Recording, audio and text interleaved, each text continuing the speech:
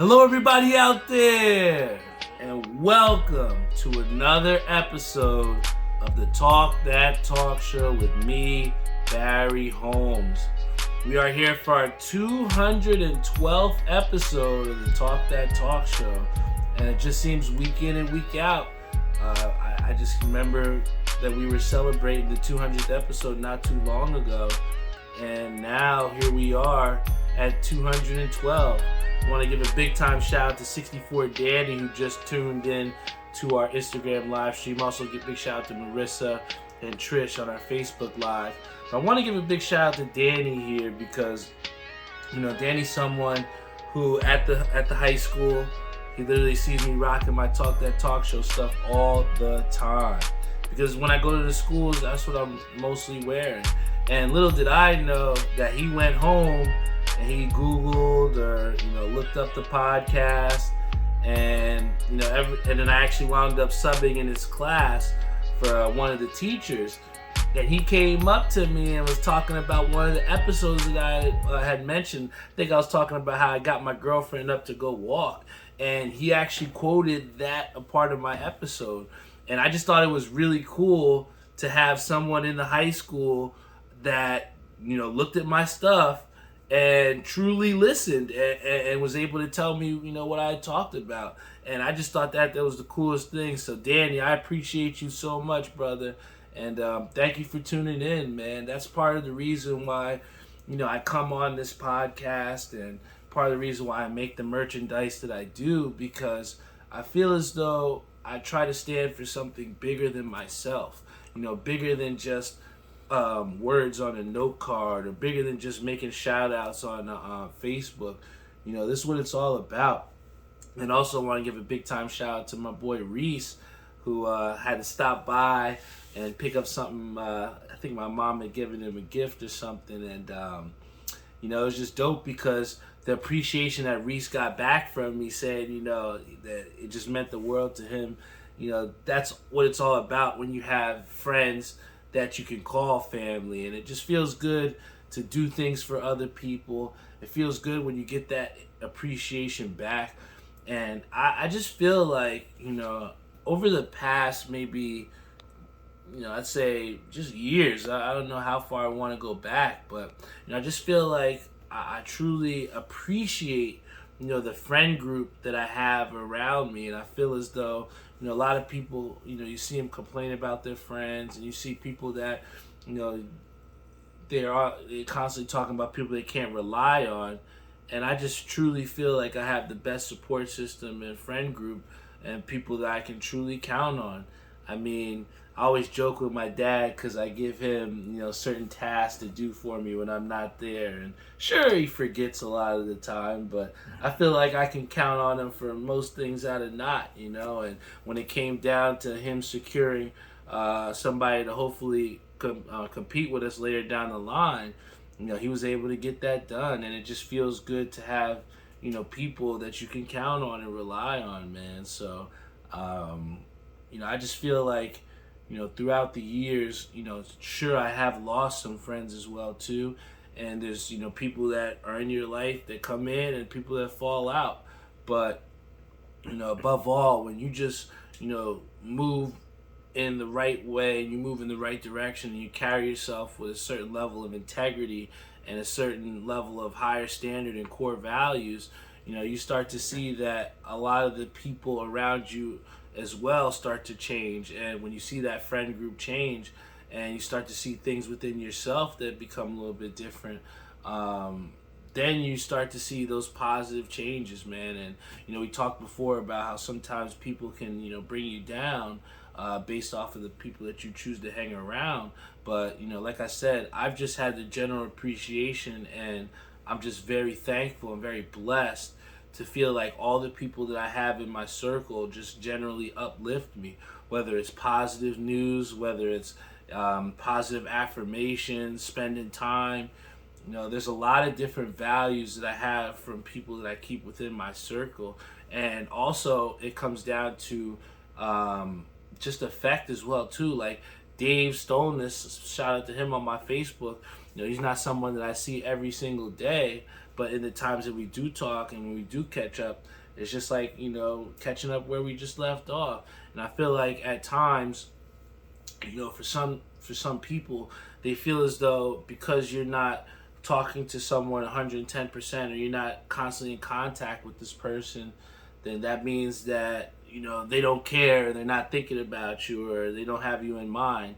And I just think that again, sometimes even though you're not able to talk to those certain people, they can still have an effect on you and still have great relationship, great friendship, man. So I'm just thankful for all the people that I have in my life right now. I have a great support system, and I think ultimately that's what makes this podcast so dope, because each and every week I don't know who's gonna tune in and pop into the episode. I had my guy last week, Rodis, who I haven't spoken to since the college days back in Virginia, and he was able to learn about the autism popcorn that I was showing everybody off last week, and being able to teach him things. So I just truly enjoy my platform here at the podcast, and I just want to thank each and every one of you guys. I know I start my show by thanking you, but it just feels a little bit different today because I think at times when I think about other podcasts and I think about other shows and I think about the I guess you could say the projection or the trajectory of these different shows, and I just look within myself and I just think that as long as I can stay consistent, as long as I can keep giving you guys content each and every week, I know that good things will come, and people will continue to fill in. To say, like I said, we're over, I think it's last time I checked, over 26,000 downloads, and none of that comes from just rolling out of bed and doing this. It's a constant pressure of putting out high quality stuff and trying to give you guys a little bit of what you want to hear too. And most importantly, I'm just really excited to literally wake up tomorrow and not have to go to work tomorrow, because we had all of our Mondays for the rest of the school year. There will not be working because of the fact that they did not use any of the snow days. So it's cool to get that day off, get that day to recharge, and get yourself ready for the work week. And to say that we only have maybe, I think, 2 weeks left of the school year, it kind of just brings it back to the fact of summer is coming whether we like it or not. I look out at my car and I see all the pollen every single day collecting on the car, and it's just like that constant reminder that we are at the end of the school year. And for me, it's a little bit different because I work in the schools, but for a lot of people, parents that have kids in schools, people that work in schools other than me as well, that kind of how we gauge the year is pretty much based off of the school year most times. You know what I'm saying? So I think for me, one of the things that I kind of struggled with last year with working this school job was kind of finding that summer job or finding that second job in the interim of while being working in the school of what I was going to do. And fortunately I did find something else, another opportunity. I'm excited to start something different and really to just dive into something completely different. I've spent definitely some time in sports media, spent some time in schools, and just excited to just do something different and find a different path, because I feel like at times when we stay comfortable and we're consistently doing the same thing over and over and over again, we get into that cycle and it gets a little bit, not boring, but we just get that repetitive, complacent feeling. And for me to try something different, it's kind of lit that like fire under me, and trying to do something and find a different way. And it's been fun to have this school year, meet the different kids and try and have an impact. I think that some people go in there and don't take the job seriously, and that's why most times they're not getting the same jobs that I am within the school. And, I feel as though I've made my mark. I feel as though, my time has been well spent, and I'm getting that intrinsic value from, doing things. And aside from just starting, the new summer job, one of the things that I'm also looking forward to is just traveling. We have different things scheduled throughout the summer to where I'll be going to Vegas, going to Reno, going to Hershey. I think we're going to hopefully try and go to Myrtle Beach again. There's plenty of different things throughout the summer. And really, I've had how could I say? I've had the joy, I guess you can say, the joy of just planning different things out with my girlfriend, and figuring out and planning ahead different dates where we can just go somewhere. And I mean, we were looking at beaches in Connecticut just because it's something that we've never been to. So I'm just looking to, with this summer, just looking to adventure a little bit. And I think it's important for people to try and fill out your schedule. I know, and I'm one of the best people at being spontaneous. I love being spontaneous. I love doing different things. But sometimes you have to look ahead and you have to try and plan things. Like, we're going to be going to the Yankees-Mets game on Wednesday, but had we waited, we might not have been able to get the good seats that we have, and we might not have been able to get it for the price that we did. But because we planned ahead, we will be at that Mets-Yankees game enjoying. And I just think that, I just want to thank my girlfriend as well, too, for, trying to set up these different things, and setting up different activities, and, just stuff for us to do, man. I think it's very important to just fill out your schedule. And that's one of the things that I had highlighted on here to try and get across to you guys, because if you don't have things to look forward to, idle time is very difficult, and sometimes we don't find positive things to do in that idle time. So, if you have someone special, or you have someone that, you spend a lot of time with, try and work together, try and plan some things out together outside of your normal routine, because that's what kind of keeps things fresh and keeps that relationship fun. Then we also have one of the things I wanted to talk about before was the NBA Finals. We definitely see that the Heat look to be a little bit outmatched. I think they're a little outmatched. We see Jimmy Butler. He's kind of went back to reality a little bit, and I think we've kind of just met the buzzsaw. It doesn't mean that the Miami Heat season was a failure. It just shows the depth of what the Nuggets truly are, man. And I just think that what we are witnessing here is the creation of a dynasty, and I think that it's early, very early to say dynasty, but that's why I say the creation, because when you look as far as what the scope of the NBA is looking at, and we're just seeing it as a bigger, longer league, and I have to say less physical, because now you're starting to see those big men go out, and you're seeing them outside free throw line, 3-point line extended. And to see someone like Joker, who's able to take over a game the way he is, both passing and shooting, and then still be able to get 20-something plus rebounds on you, I just think that that's going to be incredibly difficult to stop. And one of the things that what I love about the podcast, too, is last week I had something written down. I had a whole segment, and, it was I just was vibing so much off you guys and just enjoying myself that I totally went past the segment. But being that I can produce my own show, and being that I have my own podcast, I wanted to go back and revisit that. And one of the things that I wanted to talk about was the fact that Joker and Jamal Murray's success has been undeniable throughout this postseason. And really, what we have to look at when you talk about the creation of the dynasty, then you want to talk about now where Jamal Murray and Joker could stack up in some of the best big man and guard duos that we've seen.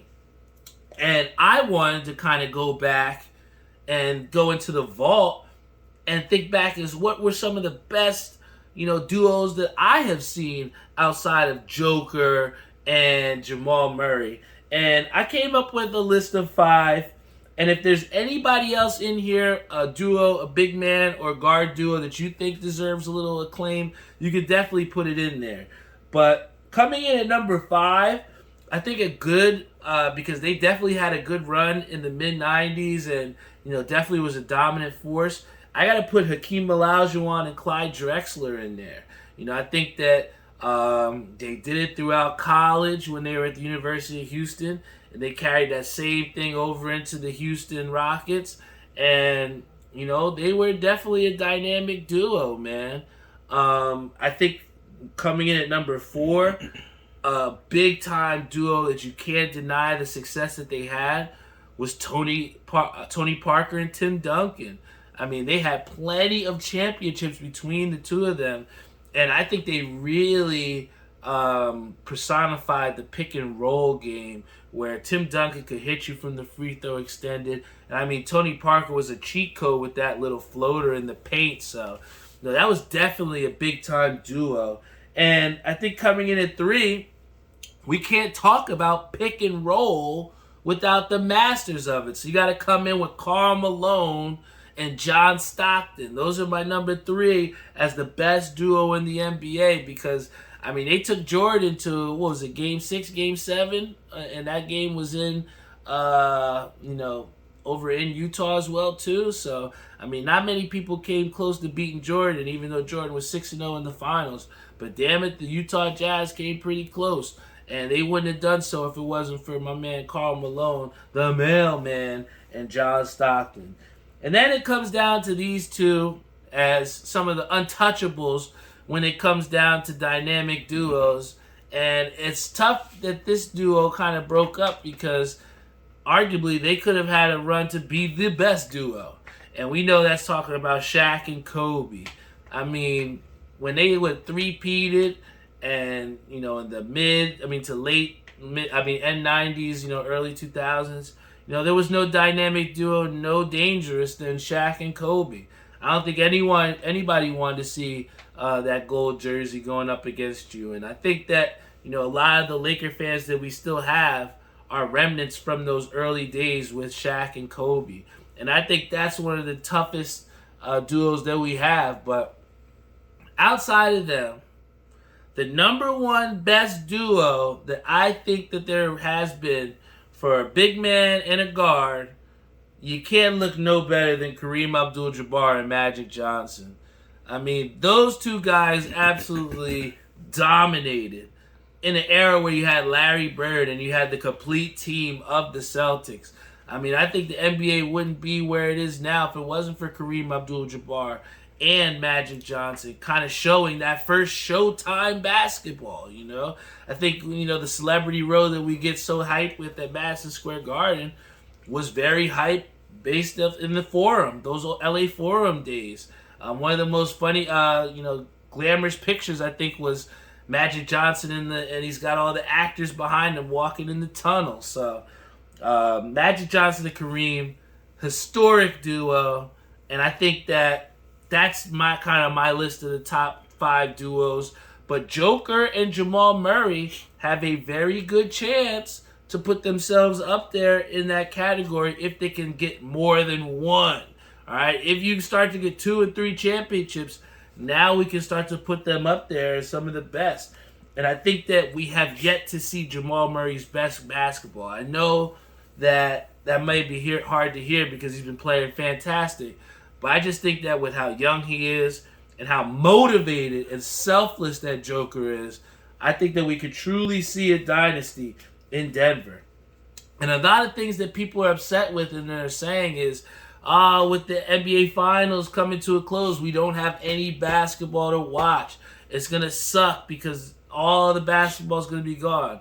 But I'm here to tell you guys that is false. Because if you look, we do have other basketball as an option, and it's a good option. You might not want to hear it, but the WNBA is some of the best basketball that has ever been since its creation, guys. I put on a couple games today, and I saw a slate of 7 games. 7 games. Most of the times in WNBA, you only see 2 or 3 games in one night, and they're not playing every night. So to be able to get 7 or 8, WNBA games, couple on national television, seeing the Liberty playing on ABC. I remember the days when they first came out and they were on NBC. So it's good to see the WNBA getting that national acclaim and getting that notoriety. And I was looking with my girlfriend, I was saying, look at the Barclays. They got a lot of people in there. And a lot of times you would see at WNBA games, only the first couple rows are filled, and then that's that. But you're seeing more and more girls basketball coverage, and you're seeing more people in these stands because the basketball is actually good, guys. I'm trying to tell you. I wasn't somebody that was huge on girls basketball. My ex had played on the basketball team, and I never watched her play a single game her entire career because I just didn't. Girls basketball wasn't it wasn't something that I looked forward to. It wasn't something that entertained me. It wasn't something that interested me. And then thinking back to it and seeing the notoriety that my aunt had, to where she was scoring over 25, 26 points a game, and the stuff that she did at St. Bonaventure, it definitely kind of empowered me and kind of gave me that interest into this girls basketball. And then as I started turning on the games, I started realizing these girls can ball, man. I had to call my brother Tyree. We were watching the Liberty game, and the one girl, she's dancing, doing her thing, like dribble. I'm like, yo, she got the handles, man. And it's a shame on me for all these years not putting in the time to watch these girls play, because they can definitely ball. So for those people that are upset that the NBA is closing because they think basketball is going to be done, don't worry about it, guys. We have the WNBA to watch, and I promise you, you will actually be entertained. Even a team like Seattle, who's absolutely dog water, they got a girl in Jewel Lloyd who's scoring 27, 28 points a game. So, and it's not, even though these girls might not be out here windmill dunking, if you're a basketball purist, you will enjoy this, man. So trust me, the New York Liberty, Connecticut Sun, Las Vegas Aces, those are some of the teams that you should look out for if you see them on and you want to watch a game. But for my bettors out there, all right, I'm telling you, I have been absolutely crushing the WNBA lines. And the reason why, I'm going to tell you this, and I'm going to keep it between y'all, because they might change it to where I can't bet on this because I've been killing FanDuel. But what I'll say is this. You might want to look at the total points for the WNBA games. So specifically with the team. So if it's the Las Vegas Aces, if it's the New York Liberty, you're going to want to look at that team props to see what those total points is for those girls' basketball games. And the way that these girls are, they're very talented. So if you can catch any lines at like 80 to 85 points, I would take that over, because these girls can score, man. And I think you truly enjoy watching some WNBA games, because I really have. And going away from a successful team in the New York Liberty, we kind of go to a team who's kind of been stymied for the last couple weeks. And unfortunately, that's my New York Mets. And I think that we have to break down a quote here that was made famously in the news. I think it was just this morning. But, we see the Mets, and I'm going to read off to you guys some stats. And you tell me if this would be some course for action. We have a team in the Mets that won 100 games last year, sitting at a record of 31-35. The Mets have lost 8 of their last 9 games and are 9.5 behind the Atlanta Braves and 3 games behind the wild card. And here we have Cohen, Steve Cohen, our knight in shining armor. We're always looking for some good quotes from this guy to give us some hope. But guys, hope is a dangerous thing, right? And what he's giving us is hopefully some hope in the staff that he has put a tremendous amount of money in. And the quote he says is he's not going to blow it up. So he's forcing us to believe in this shell of a team that is the New York Mets. And he's saying he's not going to make any trades. He's saying Buck Showalter is going to keep his job. But it's almost like, a girl that dumped you and you're trying to get her to come back. Oh, she might come back. Oh, she might have me come back. Sometimes you just got to accept what the reality is. And the reality is this New York Mets team is not good. They're not good. The pitchers that we've paid $40 million for are fucking terrible. Justin Verlander can't give me a quality start. We got somebody like, Max Scherzer who can't put up back-to-back performances. And then he's had this suspension. He's had some injuries. We thought Max Scherzer was going to be the leader of this clubhouse. And dare I say that Max Scherzer has been a distraction this season. And, when you're looking for your top-tier guys, these guys that you're paying $40+ million for, you have to be Steve Cohen and say these things and say, hey, we're not blowing up. Because financially, you can't. You are strapped to the people that you made in this bet. And unfortunately, the Mets have kind of pulled all their strings already. We've brought all the young guys up there that were killing it. And what we saw was a jolt for a little bit, but sometimes that jolt just ain't sustainable. And what we've seen from the Mets is a hobbled Mets team. A team that has been hitting a little bit better, but when you have multiple games back-to-back, when you got the division leaders on the ropes in the 8th and 9th inning, multiple runs, and you can't close games, you got to look to the pitching. The closing pitching for the Mets, the relief pitching, is not solid. The Mets have to score 6 and 7 runs just to have a chance because the starting pitching's not solid. If your name isn't Kodai Senga, you have not pitched well for the New York Mets this season. Carlos Carrasco, we're praising him for having a couple good starts, but we need to see more of that. You know what I'm saying? It's tough to see a team that we have prided ourselves on pitching, and you just see how much they struggle. The Mets are a shell of the team that we saw last season. And dare I say, they might not make the playoffs this year. And part of that, and part of why I said what I said earlier, is because when you see something is not right, you gotta make some sort of switch. You gotta shake things up a little bit. Sometimes, when you hear the same person telling you the same thing over and over again, you start listening a little bit less because you're not seeing the results from this person telling you something, right? So I just think that whether it's a coaching change, whether it's a trade, whether it's bringing up maybe another young guy, I just think that there's some sort of change that needs to happen. Because for Cohen here to sit here and say that a 100-win team from last year to now a 31-35 team going completely downhill, tanking, losing 8 out of 9 games, and you're sitting here telling me, we're not going to blow this up. I'm telling you guys, this team that's lost 8 out of 9 games, I promise you they're going to be division winners.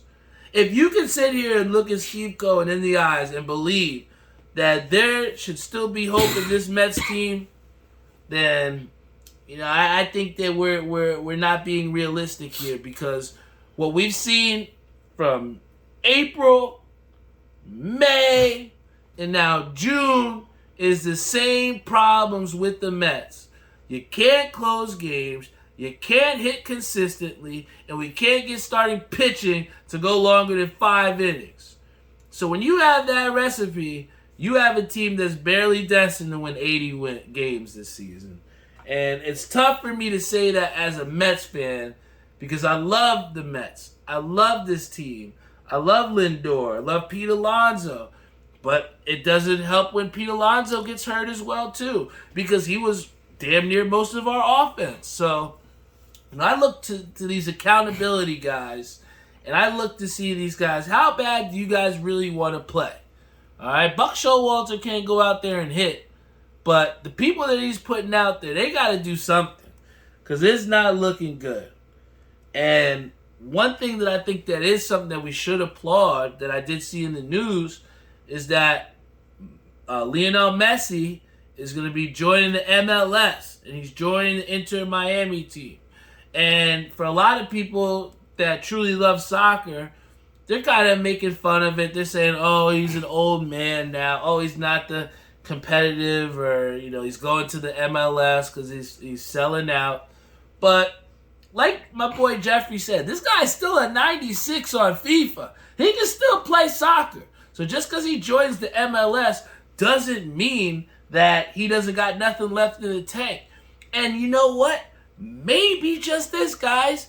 Maybe the MLS is a prime destination. Maybe guys actually want to play in this. I saw a highlight on ESPN before of a guy who scored a goal against the goalie from half the field because that's the type of excitement that the MLS is bringing. So I won't say that the MLS is one of the premier soccer leagues in the world because it's definitely not. But getting a guy like Messi is a huge step for people to take American soccer seriously. Look into some of these MLS teams. I remember when it was just the Metro Stars and DC United, and that was the only teams that we have. Now you got so many MLS franchises and big divisions now. So, I'm excited to see, a little bit notoriety with Messi coming to American soccer. I think he's going to do great for the game. And, I think that, you see the effect already. I saw that, the social media account for Inter Miami wound up going up like 2 or 3 million in a day just from signing him. So, this is going to be big for us. And I think when we talk about someone coming into the MLS, I think it's only apropos to talk about someone who's making their way out of the sport that they've dominated. And we got to, say, big congratulations to Amanda Nunes, who's going to be retiring. She had a great, illustrious career. When you talk about female fighters, you can't talk about her and not say she's not the greatest female fighter of all time. She's one of the few two-division champions, along with Henry Cejudo, Daniel Cormier, and Conor McGregor.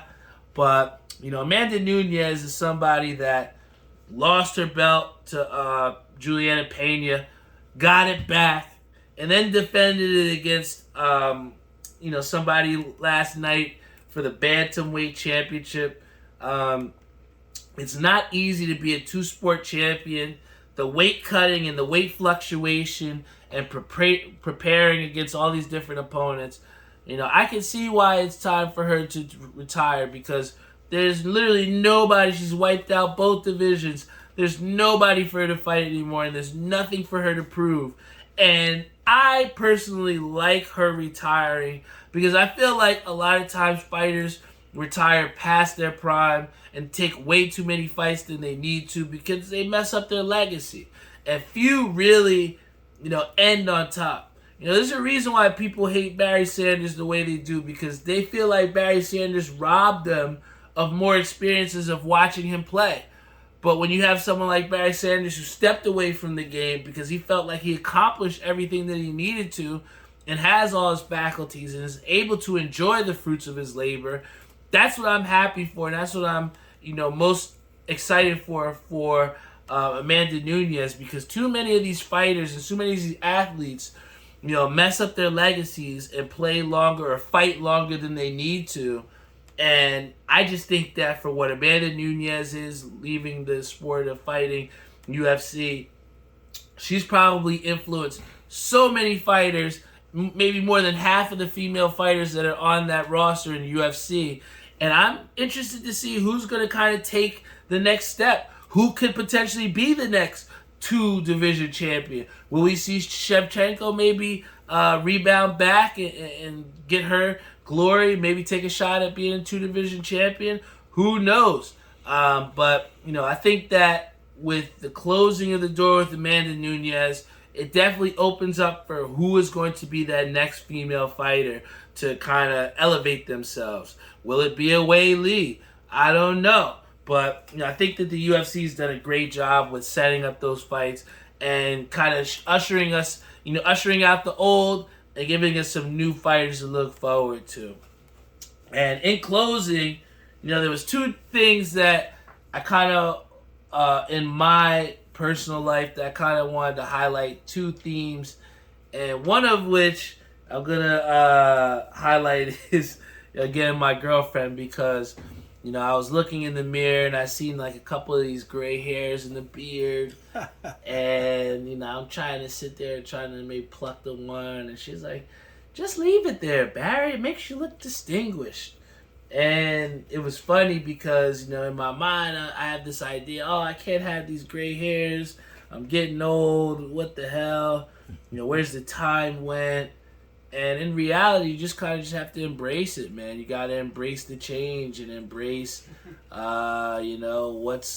what's transpiring. I mean, you can look no further than my dad, somebody who I joke with him because he loves being an old motherfucker, man. He loves it, and wear it like a badge. Right, even down to, just the shows that he watches and the references and the pause statements that he doesn't think that are pause. But, the ultimate bottom line is, I looked in the mirror and I left that gray hair there because, you have to embrace things, man. You got to embrace who you are, and you got to feel comfortable in your own skin. So I think that for a lot of people, we talked before, it can be a hard day or a long day if you're not happy with yourself, or you're not happy with how you look, or who you are as a person. And sometimes you just gotta look in the mirror and just love yourself, man, and just be happy. I remember we was talking with Theo on the Xbox and we were laughing because I was just saying, sometimes just happy to be alive, man. You just gotta be happy to have that breath, to take a swig of life, and I had to have that reaffirming feeling when I looked in the mirror and was plucking, so I think that you just gotta be able to look in the mirror and just be happy with yourself, just be happy with the moves that you're making, and sometimes with the progress that certain things are put forth in front of you, and just embrace it, man. So I'm just here to tell you guys that be happy with who you are, embrace the decisions that you're making, and be ready for whatever, because if you stay ready, you don't have to get ready. And then finally, I want to give a big shout out to my boy Glex, Dr. Glex, because I had 2 bad beats. I was pissed off. I lost by half a point in one of the tickets. And I was like, man, I'm done with this shit, man. These guys are messing up. How did I not get this line? And he said to me, he was, yo, B, he's like, don't take the break, B. Come on, just put another ticket in, B. Just put one more in it, B. And I was funny because, I was like so down on myself. I'm like, man, I'm not going to put another one in, man. This shit is trash. And, it just took one of my buddies. We talk about the people that you have around you. We talk about your friends. And all it took was my friend to say, hey, just put another ticket in, man. You can't give up. And his exact words were, if you don't put that ticket in, you might miss out on another ticket that you would hit. So I listened to him. I put a device and I put a ticket in. Sure enough, my ticket hit and wound up winning for $100. So, had I not listened to Darius and had I not, stuck with my gut and kept trying, I might not have won. And I'm not sitting here to say that you always have to put in a ticket. I'm not sitting here because you have to gamble responsibly. And I'm not talking about just betting in general, but I'm talking about in terms of if you have failed at something and you have not had success and you're thinking about stopping because you just don't want to fail again, then just look within yourself and just try and find a certain place of motivation and desperation. I think that sometimes when, we have a little sense of urgency about things, then we start to see the results that we are looking for. So I definitely want to thank Glex again for, kind of telling me to keep it going, keep pushing. and not giving up, because if it wasn't for him, I would have $100 less in my pocket. And I want to thank also Tim, who says that's a fresh jersey. You can hit him up over at Ink Parlor. This is actually one of his newest jerseys. It says cracking that 10 on the left sleeve. I prefer the zip-ups, but Tim has been somebody that, again, has been, hooking me up with jerseys, hooking my peoples up with jerseys, just doing everything that I need to do with my brand. And he's even gotten my sister's creative juices flowing to where she's making some jerseys now for the team. And, I think that Tim has done a great job of staying creative and, having people feel good in the things that they're bowling in. And, I had the opportunity to talk to him because, he might not have had the best couple weeks that he was looking forward to, but on the opposite end of things, I just really tried to embrace him and encourage him to look within himself and look at the impact that he's had with his brand and the tremendous impact in the jerseys, making people feel good. So, it felt good to, talk to my friend and try and encourage him and show him that, he shouldn't give up and he shouldn't stop.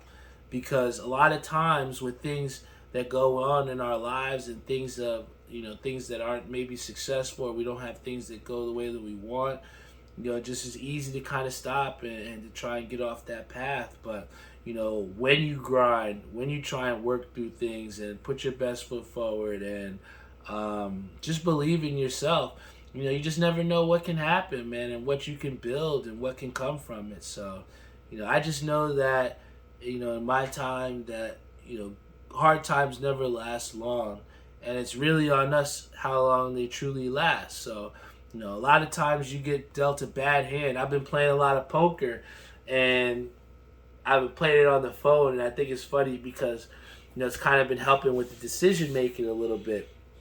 And I remember this one hand recently. This is my last story before I get off, but the last hand that I had some garbage ass cards or something. I had like a 4-7 or something like that, and I saw everybody kept checking around the table, man. Everybody kept checking, and I didn't have shit. You know what I'm saying? I had nothing. And sure enough, at the end, when it came down to it, I wound up slow playing, and I went all in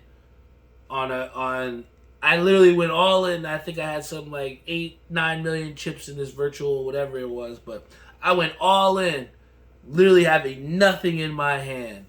And sure enough, when it came down to it, every single person around had folded. I wound up winning this hand just with nothing in my hand. And I go to say that, in closing, to say that, sometimes you're not going to have the best hand. Sometimes you're going to get shit. Sometimes you're not going to have the best hand that you're going to be able to deal and work with in life. But it's up to you to play that hand and to get the most out of what you can. And I'm here to say that I'm not always going to have pocket aces, but damn it, you don't know what I got in my hand. You know what I'm saying? And I'm going to play that hand the best that I got. And I think that a lot of times within ourselves, we don't give ourselves enough credit. So whatever hand that you guys have in life, whatever hand that you have, just find the best way to make the most out of it, because you don't always want to fold. Always want to try and see what you can make happen, man. And that's kind of what I've done with this show. I mean, I remember the days where we weren't having anybody on live. I remember the days where we were getting less than 20 views, less than 30 views. But that never stopped me, and I wouldn't have made it to 212 episodes. I wouldn't have been able to interview the mayor in my town.